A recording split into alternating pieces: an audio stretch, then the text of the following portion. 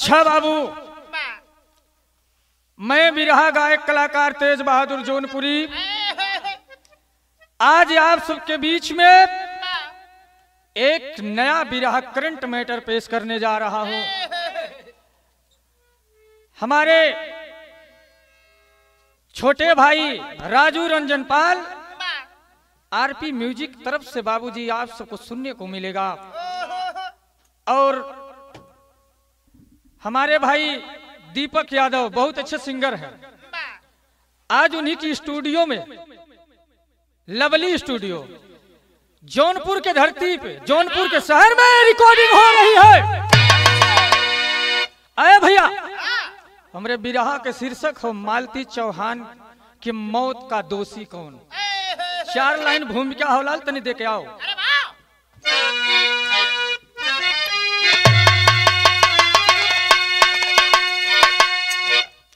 होती समय भारी सबसे जहां में,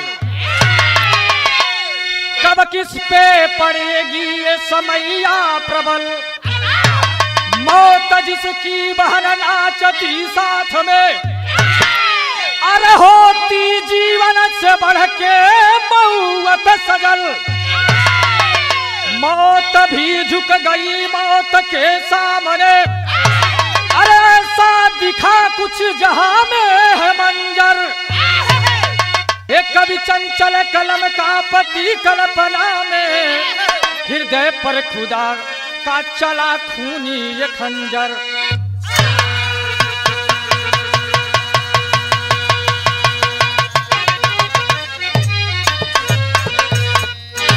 अरे भैया, ये बात सही हो कि यह धरती पे जो आया है बाबूजी सबको जाना है। केहू बहुत पीछे जात हो, केहू एकदम आगे चला जात हो। जेकर जैसन समय आवत हो वैसे चला जात हो। लेकिन बिरहा में गजल के भाव लगल लाल, तनी दबा के उठा के आओ। क्या बात है।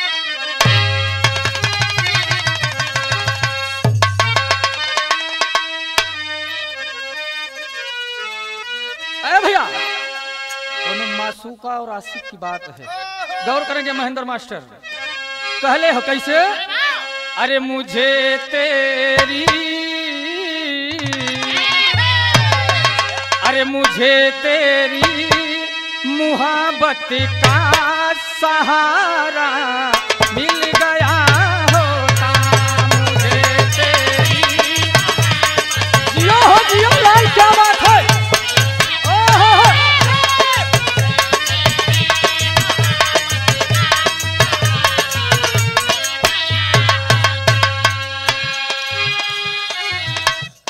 मुझे तेरी, अरे मुहब्बत का सहारा मिल गया होता। अगर तूफान नहीं आता, अगर तूफान नहीं आता, किनारा मिल गया होता। अगर तूफान, अरे दिया हो तनिक, क्या बात है लाल।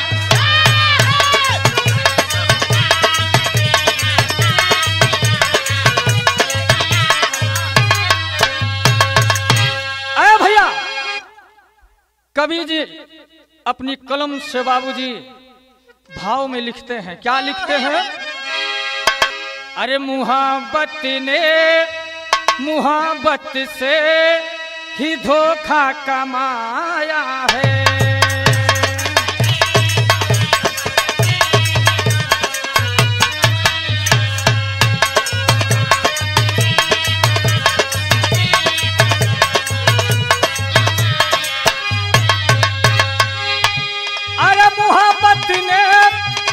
मोहब्बत से ही क्यों धोखा कमाया है।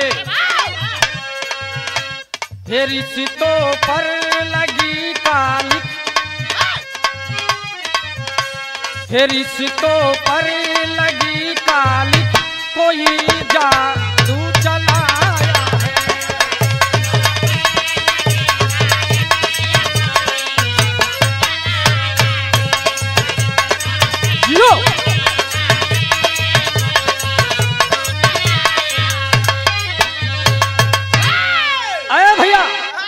है दुनिया में मोहब्बत प्रेम प्रसंग बड़ा तेजी से चलत हो। यही से जुड़ल एक कहानी आप सबके बीच में जात हो। हमरे कहानी के शुरुआत ही जैसे बा नजम का लाइन होला लाओ।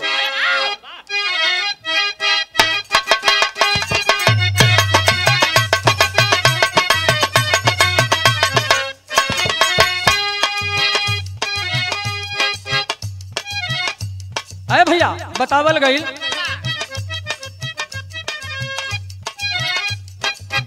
खुदा के घर से जब की धरती पे कयामत चला, खुदा के घर से जब की धरती पे कयामत चला, साथ में लेकर अपने मौत का पैगाम चला।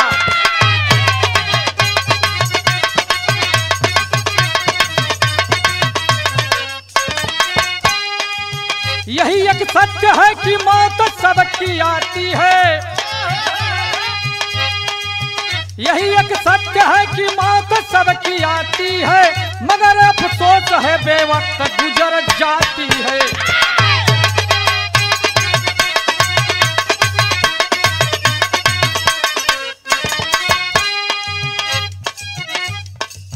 संत कबीरनगर जिला की हकीकत है, संत कबीरनगर जिला की हकीकत है, मालती चौहान विष्णु राज की मुसीबत है।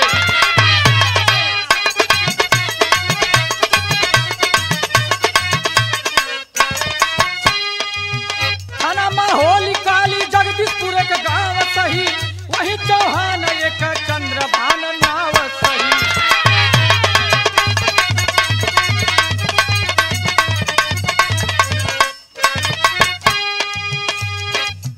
बड़ी गरीबी में अपना दिन बिताते थे, बड़े गरीबी में वे अपना दिन बिताते थे, करे मजदूरी घर में रूखी सूखी खाते थे।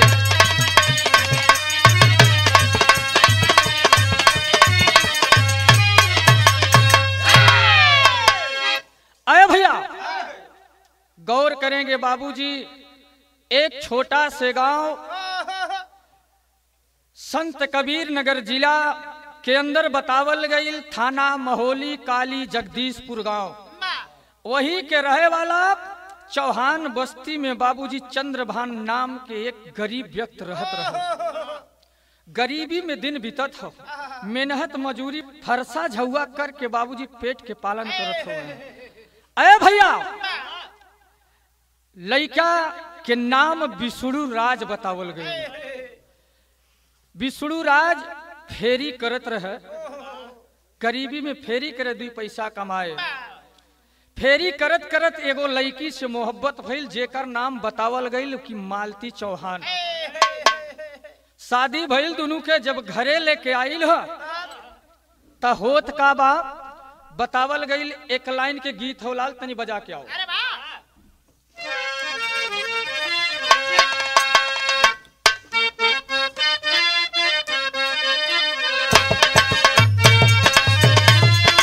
जियो हो लाल, जियो जियो।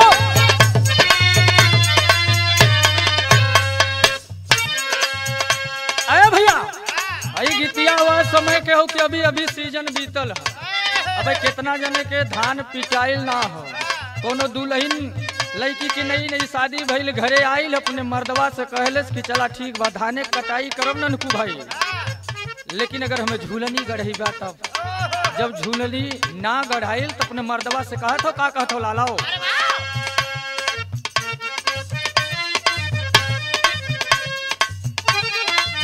यह कहत हो खाली फुसिलाई के करावाला कटनिया हो, खाली फुसिलाई के करावाला कटनिया हो, कह के गढ़ौला ना झूलनिया ना।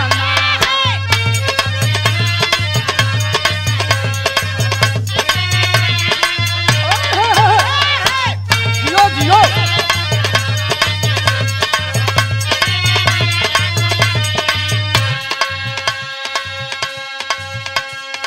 अरे भैया आई गीत रहा, लेकिन भाव में बतावल गई। गरीबी में दिन बीतत हो, बाप मेहनत मजूरी करत हो। भैया विष्णु राज फेरी करत हो।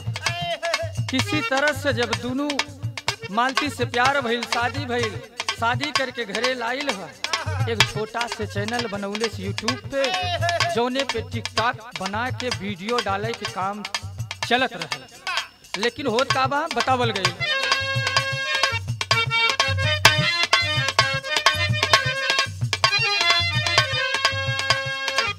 कटले ना काटेला दीनावा गरीबिया हो, कटले ना काटेला दीनावा गरीबिया हो, उगी का बचंदा गरियाना।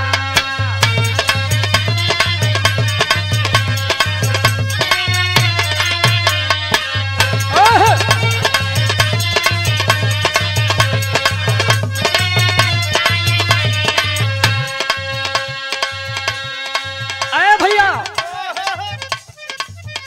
मेहनत मजूरी बिसड़ू राज करत हो बाबू। आज गरीबी में दोनों झेलत हुए, बाप और मेहनत मजूरी करत हो। चंद्रभान चौहान बिसड़ू राज हर साइकिल में कुछ सामान टांग के गांव गांव डोल के फेरी करत हो, पेट पालत हो लाल। लेकिन बतावल गई कैसे? कटले न काटेला दीनावा गरीबिया हो, कटले न काटेला दीनावा गरीबिया हो, उगी का बचंदा नसीबियाना।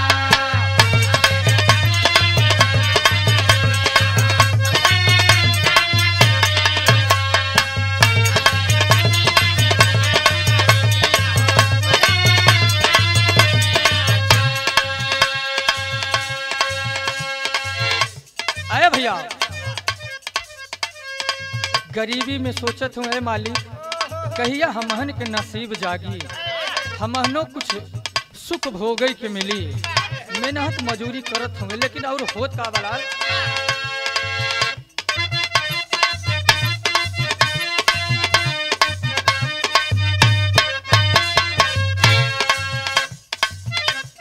यही करत हुए का विष्णु राज घूम के फेरिया लगावन हो, टिकटा का पेरीला बनावन हो।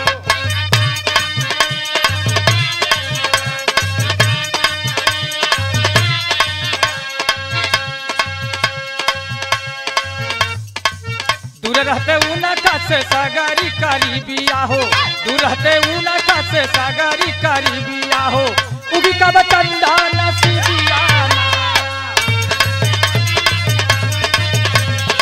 जियो जियो लाल ओ हो।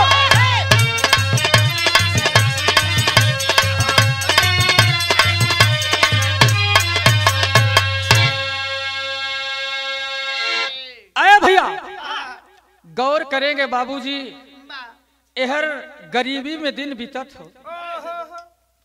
मालती जब घरे आयल दुल्हन बन के, विष्णु राज फिर भी फेरी करत हो। छोटा से चैनल बना के बाबूजी टिकटॉक वीडियो बना करके यूट्यूब पे लोड करत हो। धीरे धीरे चैनल आगे जात हो। एहर जवन गरीबी से ओकर संगी साथी नात रिश्तेदार रहे, ओकर बहुत करीब रहे, उहो दूर हो गए केकरे पास कुछो ना हो। ए भैया गरीबी में दिन बीतत हो, लेकिन भगवान के माया भइल का एक लाइन गीत लगल लाल। आओ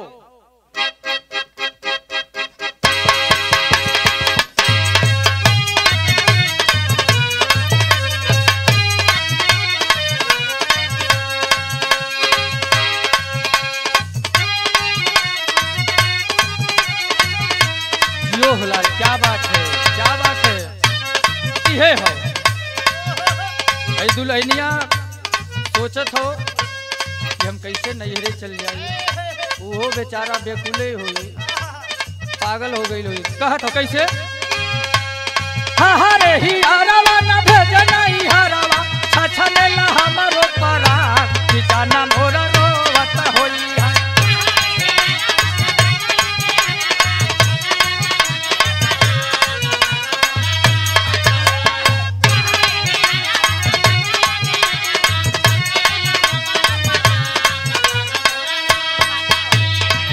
खातिर हमारा सजान की जाना मोरा रोवत होई है।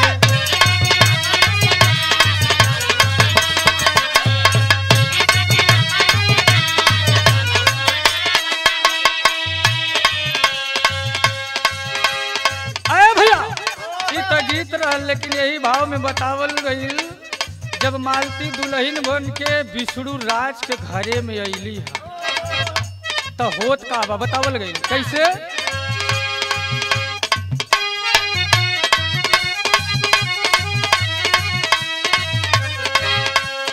दुल्हनी बनी मालती आई गली घरावा बाबल चकोरिया के चार जाना बाबू सोना हो कही के सेजिया पे भइला मिलान जाना बाबू सोना हो कही के।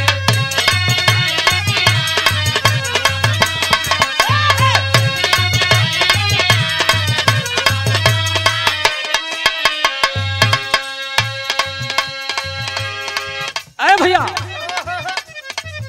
यही बतावल गई जौना समय मालती के शादी भइल है घरे आइल है पहली रात के बेरी दोनों के मिलन होत हो और मिलन होत हो बड़े खुशी से होत हो।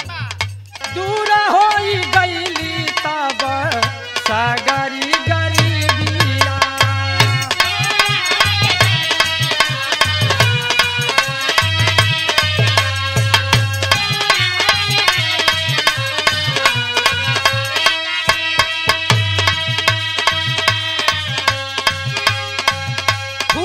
विष्णु राजा के तब देखा नसीबिया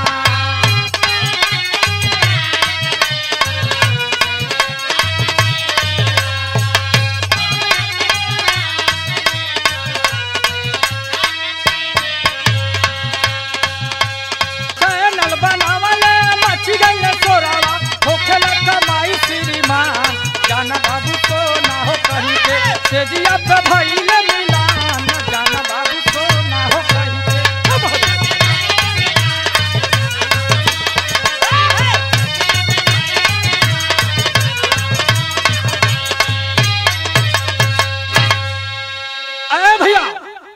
गौर करेंगे बाबूजी।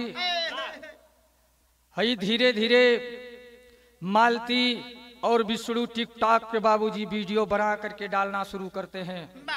धीरे धीरे भगवान के माया हई दोनों के गरीबी देख करके दोनों की वीडियो बहुत ज्यादा लोग देखना शुरू कर दिए और उसका चैनल प्रोग्रेस कर जाता है, आगे बढ़ जाता है, पैसा आना शुरू हो गया।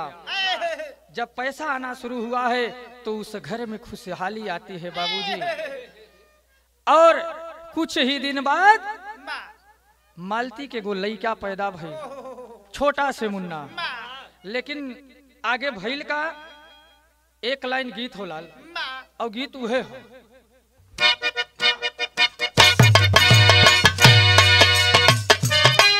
जियो जियो लाल क्या बात है महेंद्र मास्टर। ओ हो बारे उधर भैया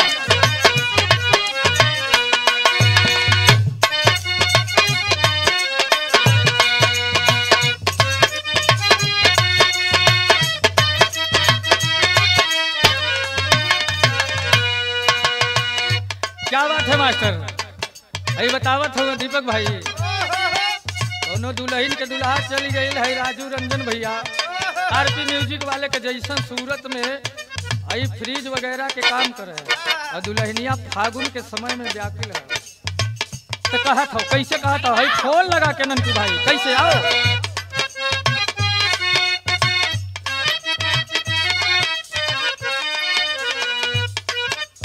यह कहा था अंग अंग टूटे मोरा दर्द बाबा डाला में अंग अंग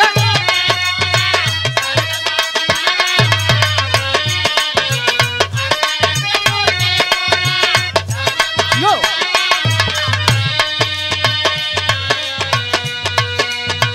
अंग अंग टूटे मोरा दर्द बाबा काहे नायला राजा काहे नायला सैया आसो के फगुनावा में यो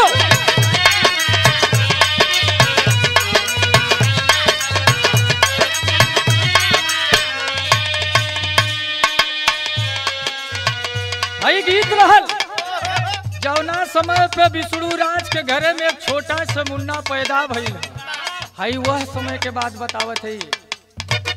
अरे भैया कैसे आओ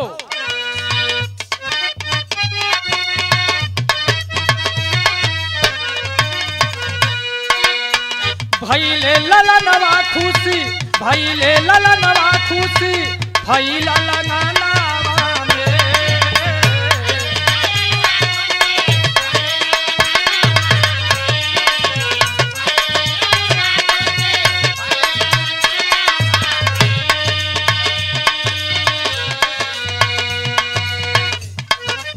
अरे भैया गौर करेंगे, विष्णु राज के साथ में मालती चौहान एक सुपरस्टार कॉमेडियन थी, बहुत अच्छा काम करती थी।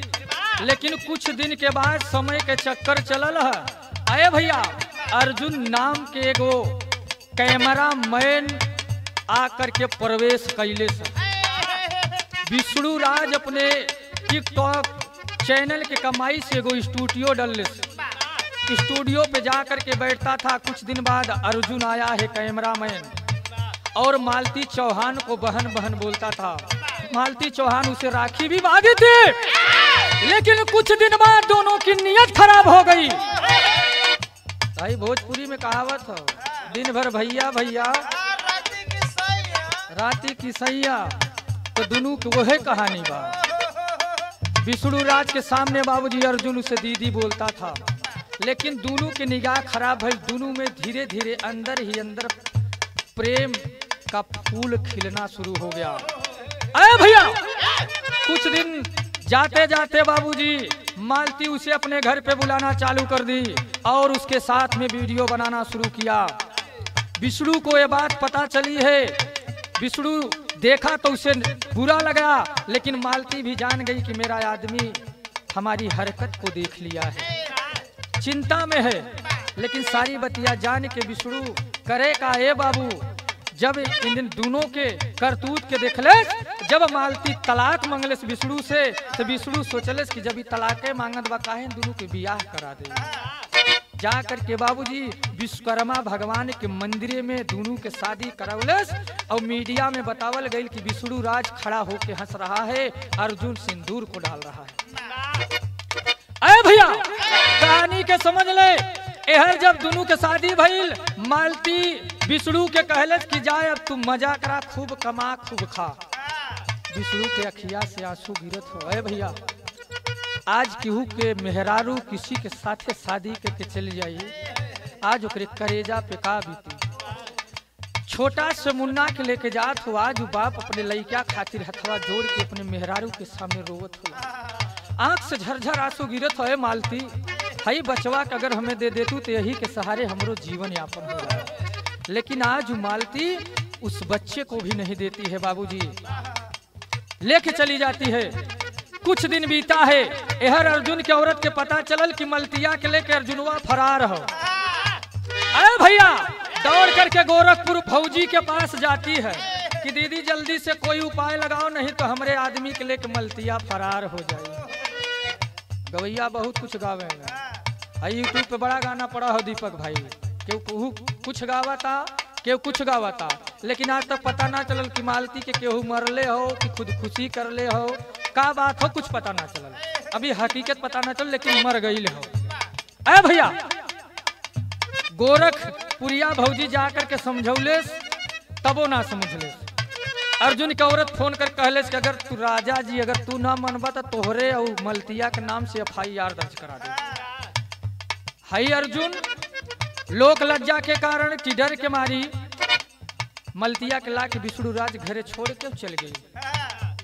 तेर मालती विष्णु राज से कहा तो ए सैया जी आई कुल झूठ मूठ के शादी हम अबीर से सेनुर ना अबीर भरवले रहे।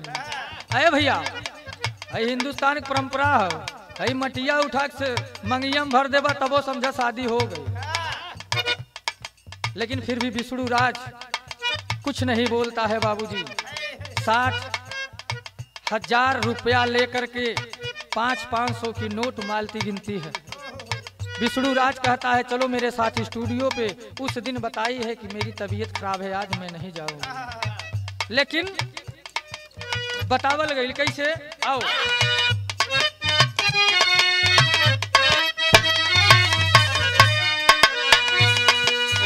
भाई ले लाला नवा खुशी, भाई ले लाला नवा खुशी, भाई लाला नवा में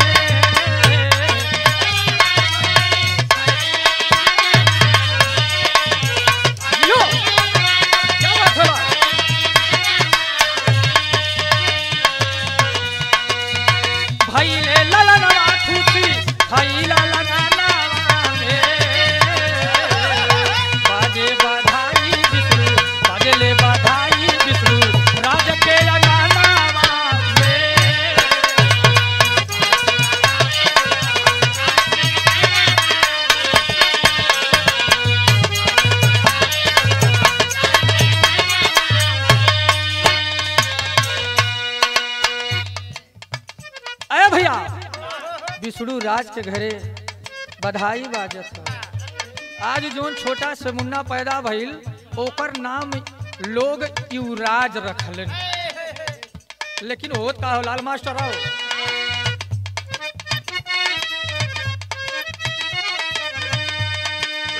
बबुआ के नाम लोग धैले युवराज हो, बबुआ के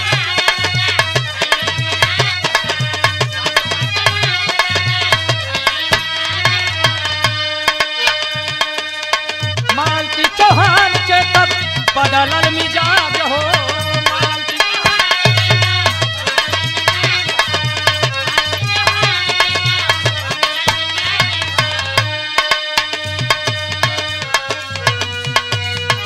अरे अर्जुन वर्मा संगे जोड़ली, अर्जुन वर्मा संगे जुटली प्यार के बंधना में।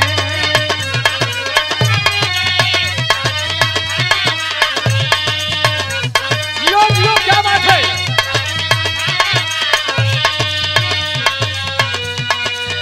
अर्जुन वर्मा संगे जुड़ली प्यार के बंधना में। बजले बधाई विष्णु, बजले बधाई विष्णु राजा के भवाना में।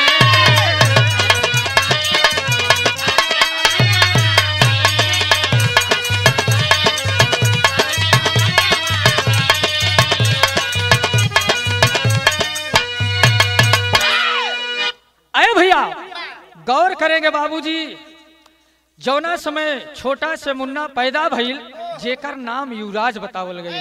आज विष्णु राज के घरे में जवन एक समय ऊ रहल कि गरीबी से लाचार बाबूजी फेरी चक्कर लगा रहा था, आज अपने स्टूडियो में बैठ करके पैसा कमा रहा है। अरे भैया मालती की मिजाज बदल गई, बड़ी खुशी हो कि आज हमरे बेटवा पैदा भइल हो। लेकिन एहर अर्जुन वर्मा की बात जो हमने बताया, कैमरा मैन के साथ बाबूजी मालती का जब चक्कर चलता है सारी बात विष्णु राज को पता चली है। लेकिन आगे भइल का टेरी के भाव होला लाओ।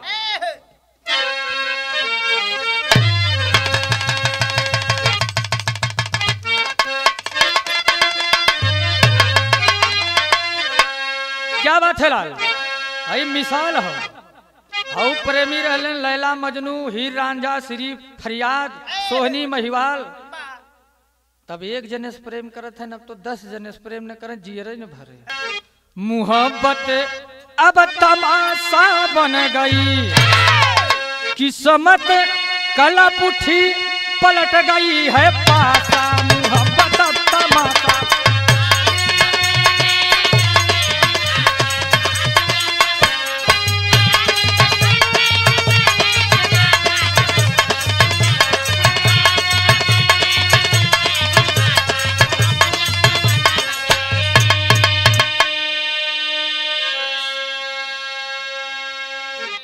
अरे भैया गौर करेंगे बाबूजी, बतावल गई कि मुहब्बत अब तमाशा बन गई, किस्मत कलप उठी पलट गई है पासा। मुहब्बत अब तमाशा बन गई। दुर्गा लाल दीवाना भैया ये सही बात है, मुहब्बत अब तमाशा बन गई। तब मुहब्बत रही अब मुहब्बत ना हो। लेकिन पासा था पलटल, पहपट के भाव लाल तनी आओ।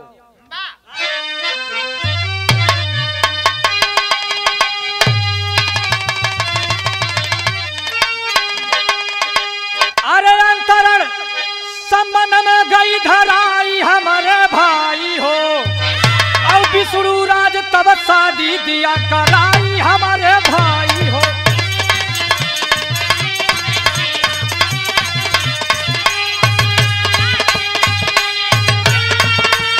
यो क्या बात है।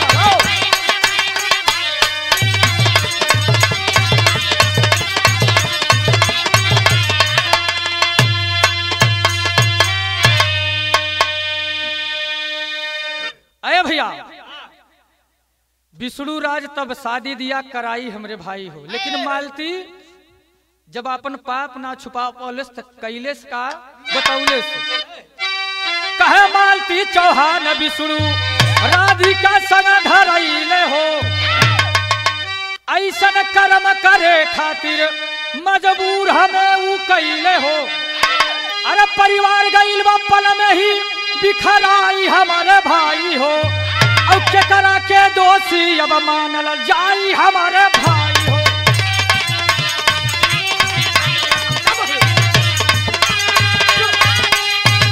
क्या बात है?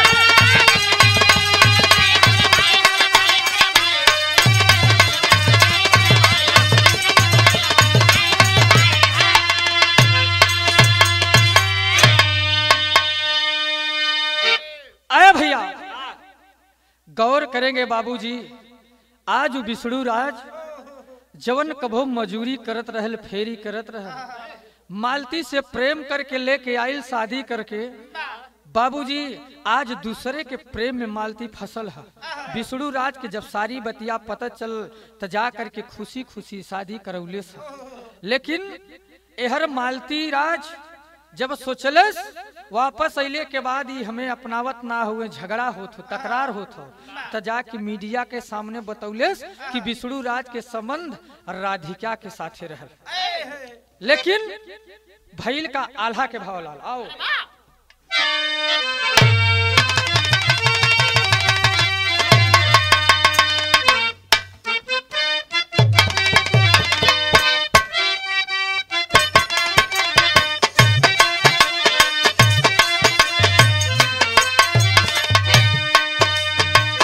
नारी करनवा जैसे भैले महाभारत भैया,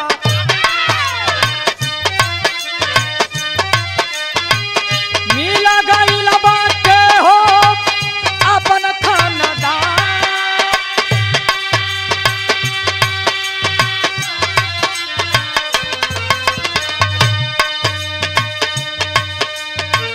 सदिया करा के अर्जुन मालती के ले चलले भैया,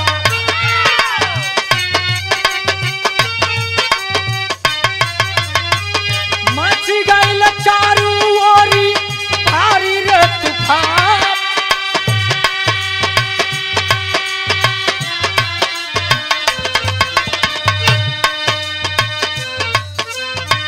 आए भैया, गौर करेंगे, जिस समय शादी करा करके मालती को लेके चलता है, बच्चे को मांगता है विष्णु राज, मालती मना कर देती है, उसे भी लेके चली जाती है। आज मालती एक बच्चे की माँ है, उधर अर्जुन के पास एक लड़की थी, वो भी एक लड़की का बाप है। लेकिन कुछ दिन बाद विवाद फैलल है, तब भइल का बतावल गया। औला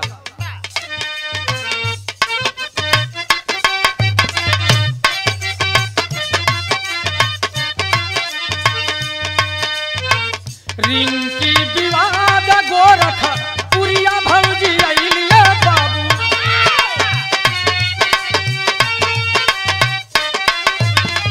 करे समझवत ताब सुना श्री माँ।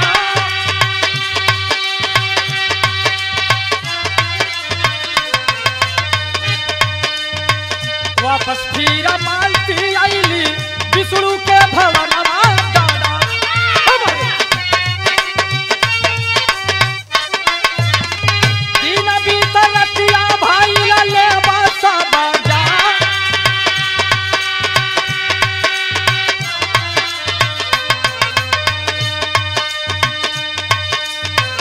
हसिया लगावली खुद से या केहू लगावल बाबू, मालती परान तदनी हो खत बिहार।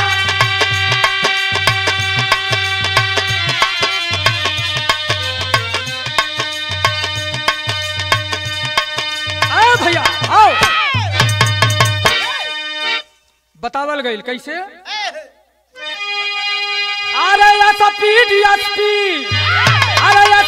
डीएसपी थाना महोली के लोगवा, अरे विष्णु राजा जेल गइले कई के अग्निदान।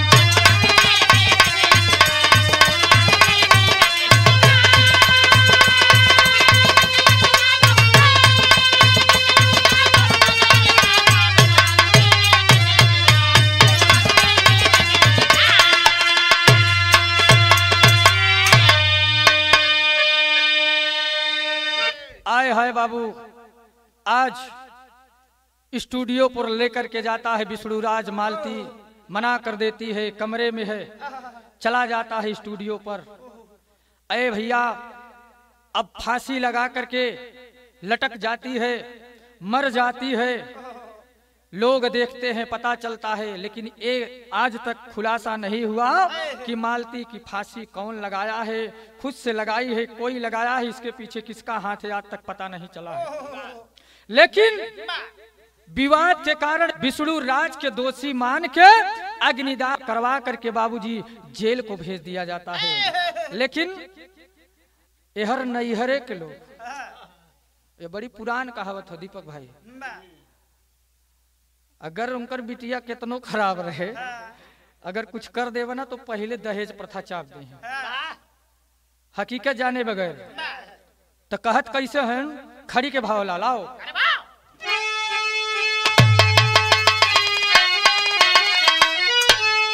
रोवे नहीं हरा के लोगवा बहा के लसिया, दिहा साहब मालती के दोषिन के फसिया।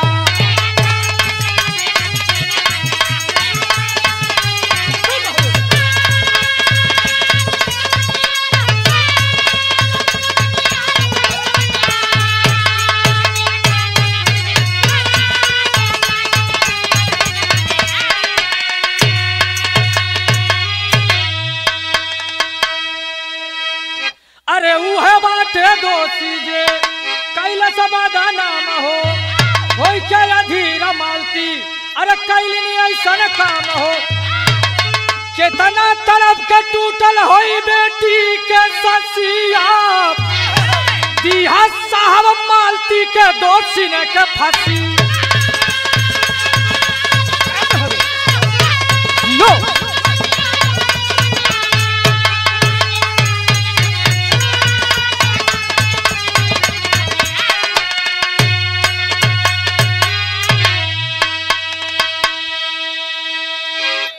भैया गौर करेंगे बाबूजी, नैहरे के लोग, माई बाबू भैया भौजी बहन सब अधिकारियों से फरियाद करत हैं कि मालिक जवन भी दोषी होखे ओका फांसी के सजा जरूर मिले के चाहिए, हमरे बिटिया के तड़पा के मर लेना।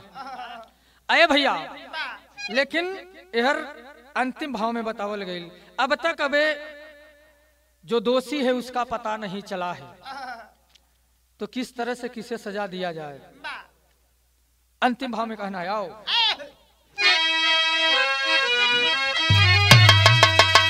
गुरुदिन मोहम्मद राम सेवक सिंह शिवबदन की बानी,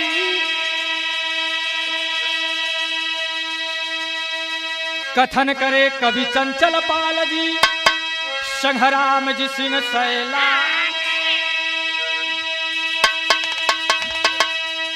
अरे राम मुहब्बत अब तमाशा बन गई, ए भैया मुहब्बत अब तमाशा बन गई, गायक तेज बहादुर के बौरहुआ उबाया सा मुहब्बत तमाशा।